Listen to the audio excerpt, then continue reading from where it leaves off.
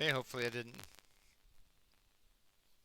accidentally bomb my audio because I just pressed a button.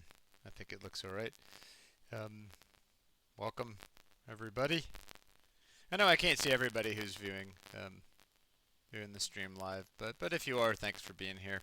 It's nice to know that I'm not doing this to no one in real time. It helps. It helps my frame of mind to have a few of you here at least consuming this in real person. So we're on the last and the most difficult algorithm on a binary search tree, which is to remove a node from the binary search tree. And I'm going to try this the way that I would normally do it in class. So I'll just tell you how I would normally do it in class. And you'll get off the hook for most of this. But what I would normally do in class is I would pass out, I have a handout that I give you, and it has a text description of the algorithm for removing a node from a binary search tree. And then what I do in class is I have volunteers come up and sort of do one piece of the algorithm, and then they go sit down, and then I have another volunteer come up and do a piece of the algorithm, simply by translating what we read in the handout. So since we don't have the ability to do volunteers here today, I will just be filling in all the gaps and explaining what I'm doing, but you'll still see the printout, so I'm going to put that on the screen, and I'll read the words and then sort of implement the code and sort of discuss how I'm translating the description of the algorithm into code. This is a skill that you want to develop. There are a lot of sort of standard algorithms, and sometimes you will encounter an algorithm, let's just say a way of sorting the elements of an array. You may encounter that algorithm and be shown no code, but instead be given a plain language description of what the algorithm is supposed to do, and your job is to take that description and turn it into code. So that's what we're about to attempt here for our remove function.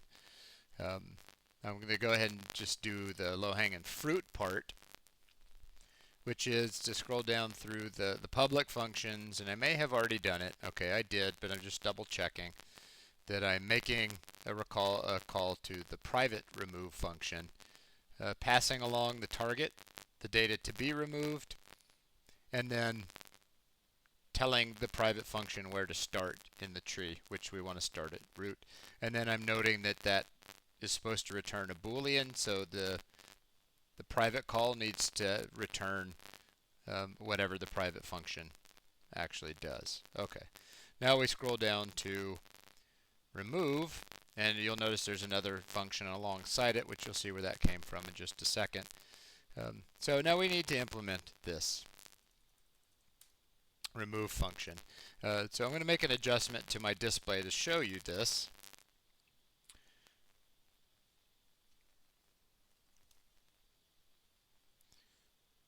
Let me go grab it. That is this.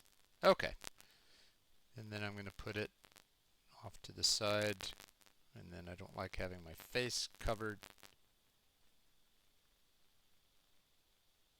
So I'm going to uncover my face a little bit and then show you the text. Okay, hopefully you can read it. I might be able to blow it up just a little bit. Let's go up to like 125.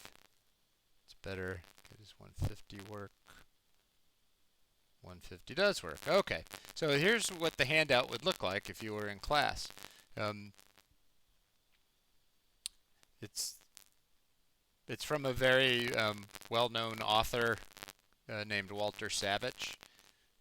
I can give you, I'll put a piece of text at the end of the, in fact, I'll put it in the notes for the video. But anyway, this is from a very famous book, and I only use this one little piece every year right now for the remove a node from a binary tree. And I do this to give you a taste of what it's like to take plain language and convert that into code. So if we were in class, we'd take turns reading so the remove function, and of course one of the things you have to do is translate their names into our names. So he calls it BST underscore remove, we call it remove. Okay, so here we go. The BST remove function has a recursive implementation. We expected that to remove a target piece of data. Here are the cases. The binary search tree could be empty, indicated by a root pointer that is null. If we're looking at a null pointer, there's nothing to the remove, and the function returns with no work. So let's go do that part. Can I highlight? No, I can't. Can I highlight? Yeah, I can. There we go. So let's go do that part in code.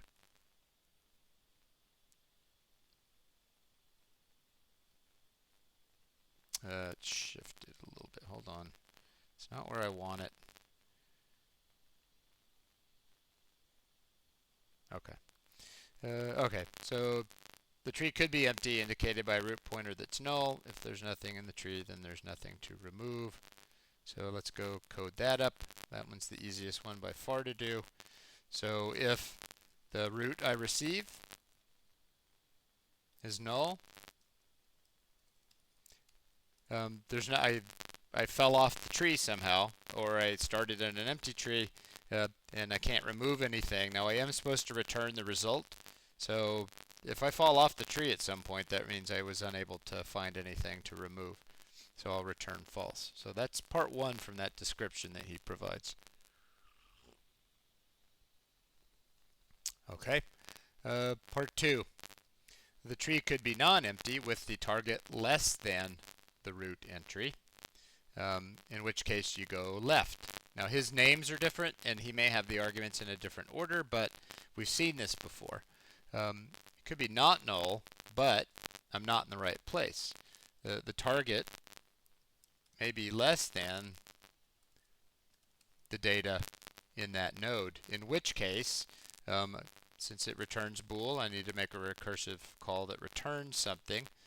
In this case, I'm going to return, I'm going to pass the target along, but I'm going to reset the whole process going down to the left. Right, and in his description, that's part two. And then he has some more words in there. This recursive call works correctly because the root pointer left, which we call left child, is the root pointer for a subtree going down the left. Okay, that's number two. Here comes number three. The tree could be non-empty with the root entry less than the target, but I'm going to say the target is greater than the root, since that's how we've been doing it elsewhere, which means that I need to try going down to the right with that target instead. Being careful to have a return on that recursive call so that I pick up the bool that comes back from it. That's number three. Okay, number four. The tree could be non-empty. We already checked for empty. The target equal to the root. Well, that's the only other possibility at this point, right? It's not an empty node. The target's not less than. The target's not greater than. The only other possibility is that the target is precisely what we're looking for.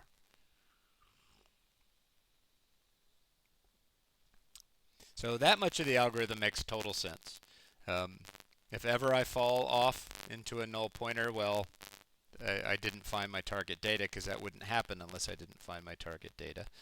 Then I need to check to see if I should be going to the left. Then I need to check if I should be going to the right.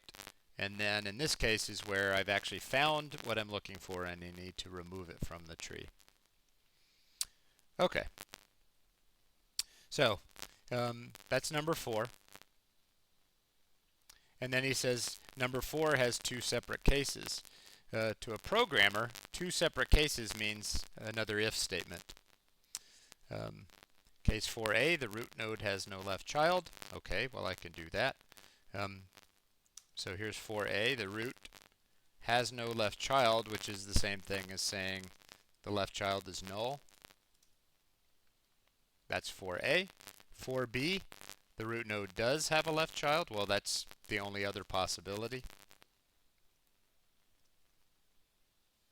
So that's the setup, 4a, 4b.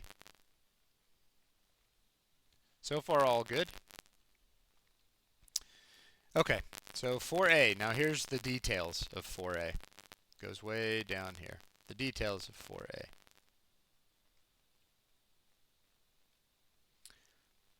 In this case, the root data is equal to the target. We already knew that. We are looking at the data we want to remove, and the root node has no left child. That's what the if says. So for example, we might be deleting Pittsburgh from this subtree. I'm going to draw a picture here in a second. So in his example, how do we get Pittsburgh out of here?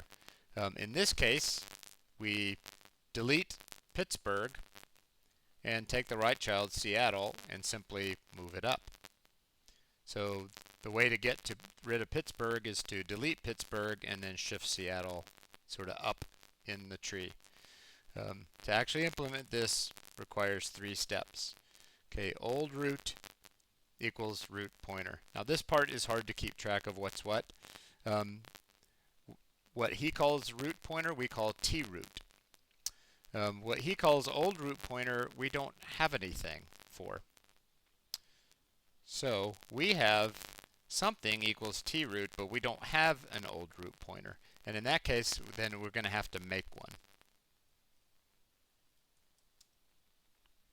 Let's just call it old root to kind of match what he's doing. That's hard to learn how to do. I had to realize that what he's calling the root pointer is troot for me. And the way I knew that, by the way, is I looked up here, and that's sort of what he's been calling troot all along. So notice we used troot there, and he used root underscore pointer. Root underscore pointer. So we had troot left child. Anyway, that one's harder to do, but that's how I got there. That's troot. Old root, I don't have anything for that, so I had to make one. Okay, so now I can reset troot to be troot right child.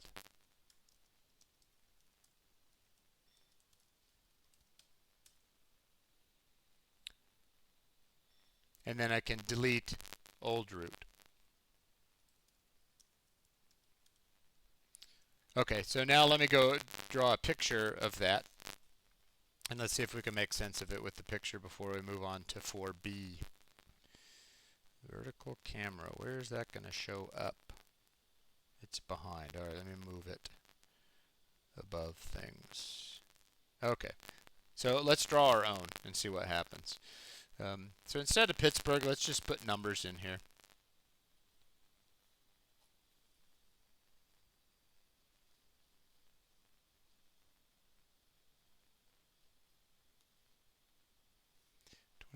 So greater than 25 but less than 30. Let's just say it would be 27. I'm just making this tree up, by the way. Doesn't really matter what goes on over here. Okay, so let's say that we wanted to remove 25. That node right there. So we'd come in, starting at root, and we'd say, okay, it's not null, and the target is less than the data at that node. So we would shift troot down to be this one. So now troot's sitting on 25. So null, no. Target less than, no. Target greater than, no. So now that gets us into the else part.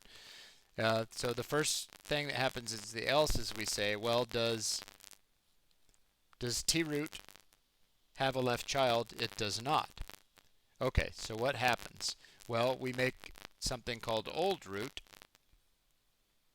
This right now is troot, by the way. We make something called old root and point it at it. So we have an extra pointer now, pointing at that node. And then troot was what got us here. This one right here.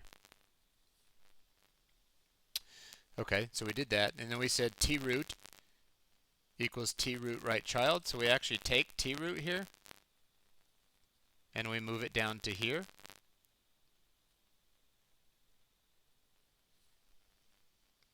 Troot equals troot right child, so we move troot down here. Then we delete old root, and we're done. We're done. If we were to redraw this now, we would have a tree that looks like this.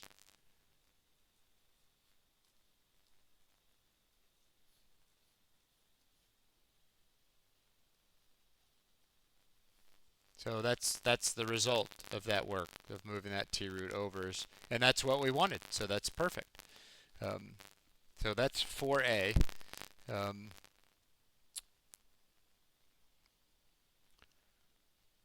now let's do 4b. That's the nasty one. So that's all it did. It just sort of takes that lower right and shifts it up, and magically it just brings everything up with it in the right place and in the right order. So that's great. Okay, 4b, which is the case where the root does have a left child. That's our else part. You can't see that anymore. Okay, so now we're in 4b. In this case, the root does have a left child. That is our else part.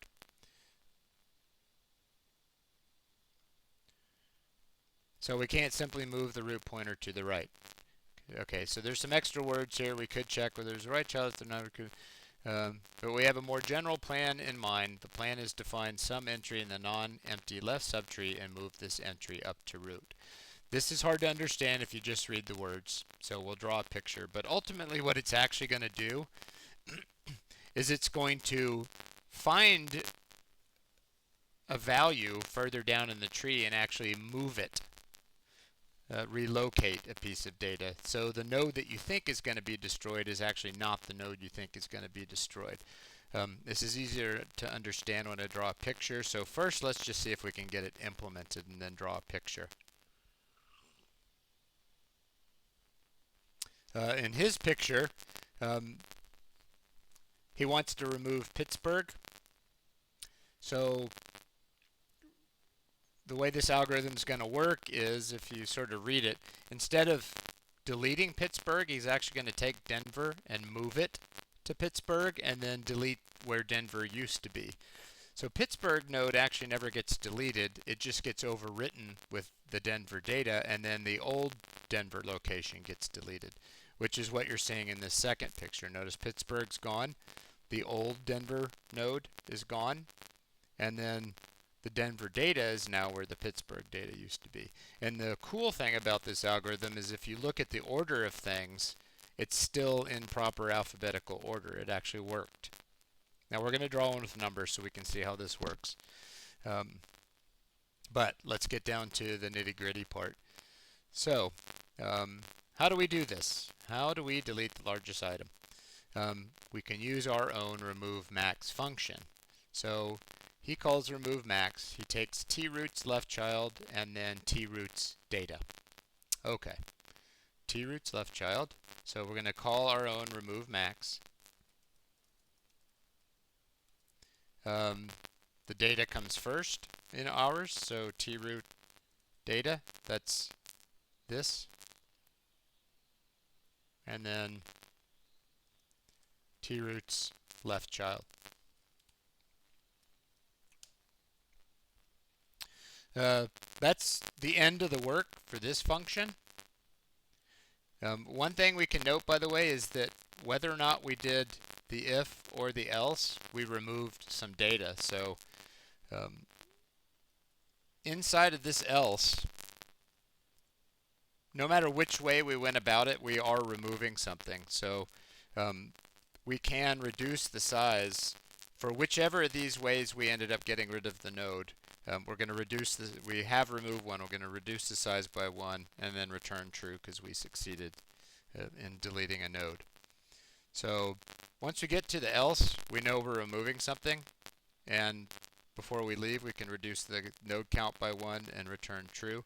How we remove the node is this if else, and that doesn't change the fact that we are going to remove something and are going to return true. Just wanted you to note, I'm not wasting the time to repeat this in the if and in the else. I just do it outside of that if else, but inside of this else, so that no matter which mechanism was triggered to delete the node, I reduce the size by 1 and return true.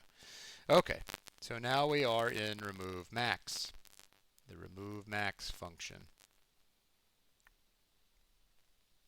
The remove max function remains to be implemented. When I remember, like this is this isn't the exact book, but this is almost the exact words I got in the book that I had in P&A 2 as a student. Same algorithm from many years ago, and I thought, oh crud, this means that I'm going to have to figure it out. But if you keep reading, you'll discover that you don't have to figure it out because he explains how to do it. We'll leave that as an exercise in recursive thinking, which you're thinking, oh crap, now I'm going to have to work it out with just two cases. Aha, cases. Probably I'm going to write an if-else or something like that. The base case occurs if there is no right child. Well, that's brilliant. I can do that. So in my remove max, if t-root right child equals null, that's the base case. That's all he's really saying is see if there's no right child. There's no right child. In this case, the largest item is at the root, so you can set removed equal to the data from the root. So what the heck does that mean? Set removed, here's removed, equal to the data from the root. Now, by the root, he means the root that you have as a parameter. So troots data. That's all he's saying there. Move the root pointer down to the left and delete the root node. So this one you have to be clever about. I just know this part from experience. You shouldn't be moving pointers around without sort of keeping track of what nodes you just left. Now we did this a second ago up here. We got an old root and then we moved to the right. So we actually have an example from another part of the same algorithm, sort of how to go about moving the root and deleting the old root. I believe that's what he's talking about. So you can certainly move the root pointer to the left and delete the root node. So we're going to do the same thing basically. Node star old root equals troot equals troot. Which way did he say? To the left. Slightly different than above. And then delete the root node. Delete old root. So that should look familiar because that's very similar to the process we used a little bit ago in the main part of the remove function with just a tweak. Now that is hard to work out. To realize that I needed this extra pointer. When we draw a picture of it, you'll see how that would have worked. That's it. We don't return from this function. We don't adjust the size. That's already being done somewhere else. We just do the work of getting rid of data and moving something around. All right, so that is one of the more difficult ones because he doesn't really offer a whole lot of help. Okay, part 2. On the other hand, meaning else, what happens? On the other hand, if there is a right child, well, that's what the if established was no right child, so else is a right child. There are larger items in the right subtree. Okay, what does that mean to me? In this case, make a recursive call to delete from the right. Well, that's pretty easy then. Make a recursive call to remove max. I'm not putting a return in front of it because remove max itself is just a worker bee. It doesn't return anything. Remove max, I'm going to pass along the data to be removed, and then I'm going to the right.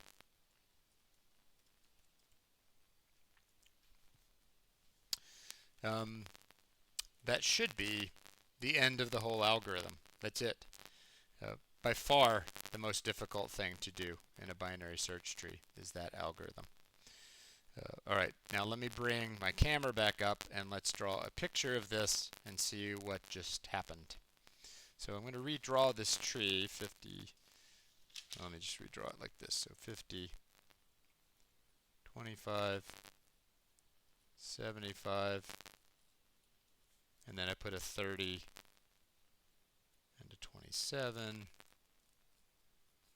And then we're going to put something here this time, right? Let's put a 20 and a 21.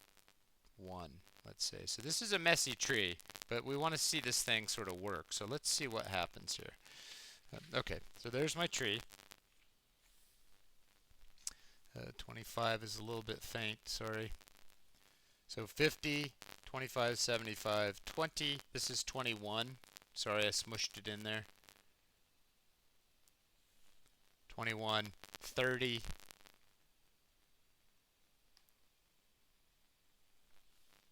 And 27. So sorry, those are too faint. So 20 has this child of 21 hanging off of it. So if we were to remove 25, what is about to happen? Let's find out what happens with remove 25. So the main remove algorithm is going to start with troot right here, and it's not null, and the data we're trying to remove, which is 25, is less.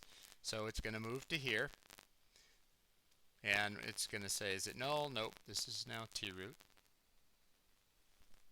It's not null. The target is not less than, the target's not greater than, so we found our target.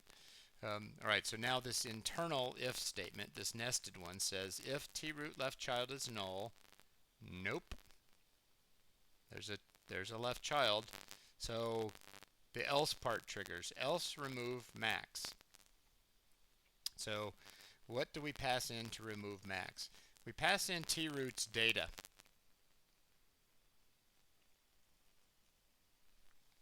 We pass in troot's data, and the thing to note now that we're drawing this picture is to look at how we're passing troot's data in remove max. We're passing it by reference. And what that means is we're not passing a copy of that data, we're actually passing the ability to alter that data in place. So we're saying, hey, you can now overwrite this if you want to, this thing that we're calling removed. I don't want to put a pointer here, but that's removed. It's in place. That's what the ampersand does, is it's saying, okay, it's literally the one in the tree. Troot at this point is the left child. So troot for remove max is now this. So removed is here, troot is here, kind of crazy. So here's troot. Removed is in the tree. Okay, so now we're in remove max. If troot right child is null, it is not. So we trigger the else part, and the else part says remove max. The original reference to remove stays the same, but we move troot down to the right. So now troot is sitting right here. Pretty crazy. In fact, it's this pointer right here is troot. Okay, this is 21. Sorry, it looks like crud. That's 21. Okay, so we come back into remove max. Remove never changed. It's the same place. Troot is now right here, sitting on a node that has 21 in it. Does it have a right child? It does not. So on the second pass in remove max, we trigger the if part. Troot, right child, is null. Okay, so what do we say now?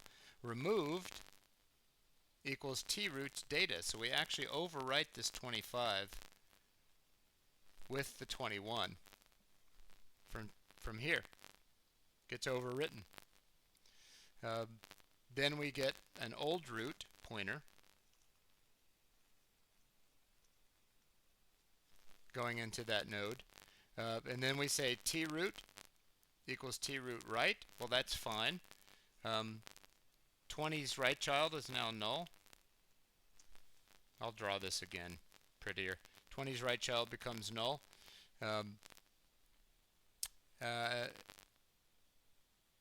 Left. Troot equals troot. Yeah, but it's still null.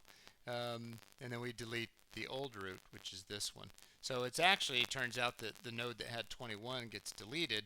The node that had 25 doesn't, but it has its data overwritten. The resultant tree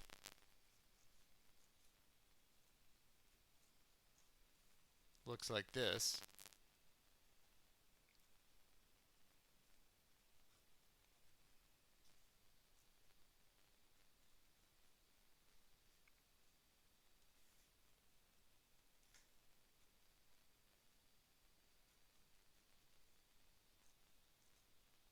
why I drew that one prettier, I don't know, but it did. There's the resultant tree. So there used to be that the node that had 21 was sitting down here, but that data got copied up and overwrote 25, and then the node that used to contain 21 got deleted. Pretty crazy how that works. So mostly it's understanding that what happened in this case was that instead of actually deleting the target node, we actually overwrote its data and then deleted the node where that data came from. Now, why this piece of data exactly? Well, if you look at now the values in the tree, everything to the left of 50 should be less than 50. Everything to the left of now 21 should be less than 21, and everything to the right of 21 should be greater than 21. And so look how that just worked. It's like magic, this thing. So that's what that algorithm did. I highly recommend, and I can't really do it very good with my vertical camera, so I'm trying my best, but I highly recommend that you try drawing pictures and exercise this algorithm to see if you can make sense of how it works. You sort of have to carefully, that's a mess, but you have to carefully trace each step of the algorithm and try to draw pictures to track what is happening. Last step here, of course, would be, so that's the handout that you would have gotten. We would have gotten this result, and then we would have gone to compile this and see if we pass all the tests.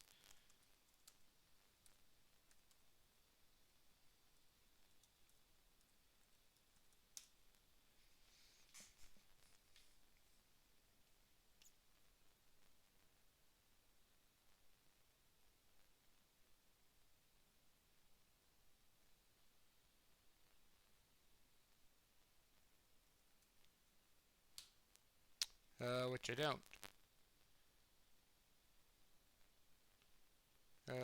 Get size failed.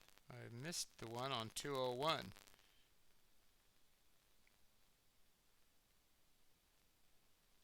I don't know why that is, but I'm going to have to go look at why are we failing the one on 201. Old root.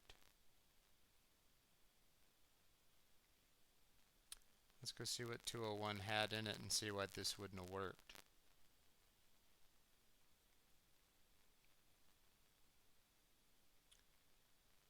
Insert tree. Oh, did we never implement clear? It has nothing to do with remove. It has everything to do with clear. Better go double check clear.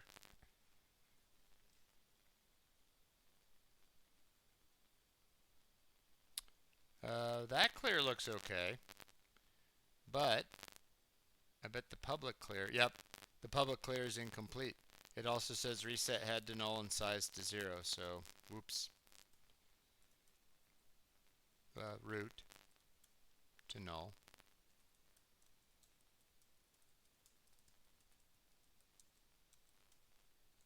Forgot the resets on the clear. The public clear, notice, and it even said to do resets, so I just forgot to do that.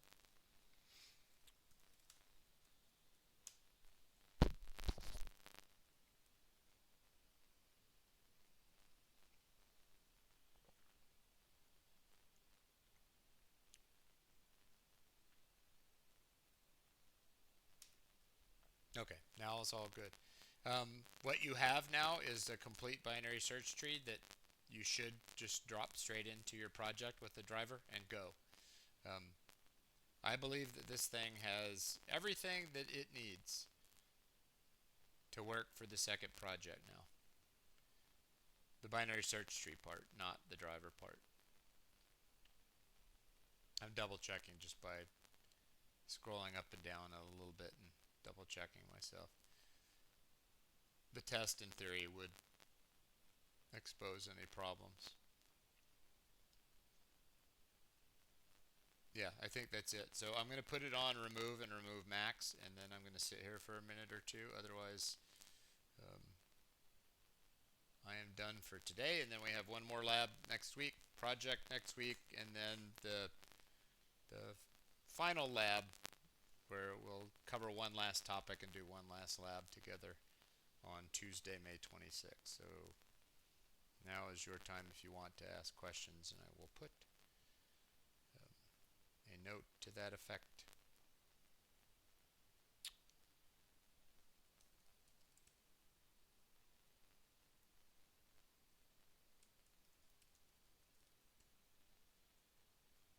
Somewhere in here.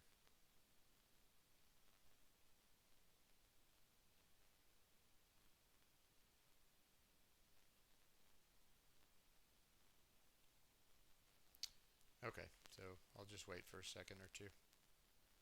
A minute or two, sorry.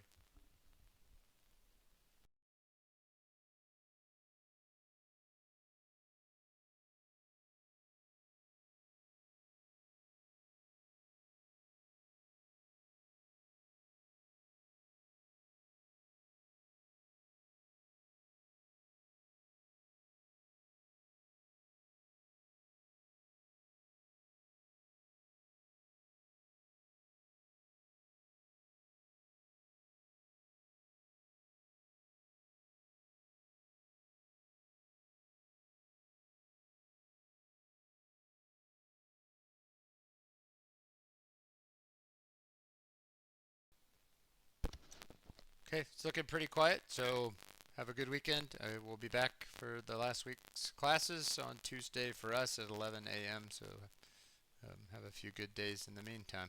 See you next week.